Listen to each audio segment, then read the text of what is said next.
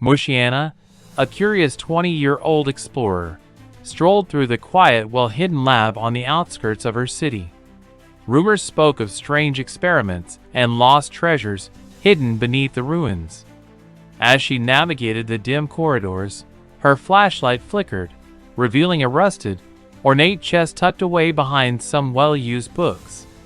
With anxious hands, Mushiana pried open the shiny lid.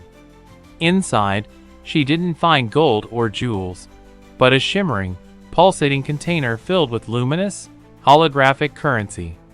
Coins with strange symbols floated in midair, glowing softly. It was a chest full of money, but unlike anything she'd seen, this was futuristic, perhaps even cosmic cash. As Mushiana reached into the chest, a holographic interface activated, projecting a voice. "This is the Echo Treasury. Funds for the future of humanity." Suddenly, the room vibrated and the air shimmered. The money wasn't just currency. It was a repository of energy, capable of powering entire cities or funding scientific breakthroughs. Mushiana realized the potential. This treasure could change everything. But it also carried risks.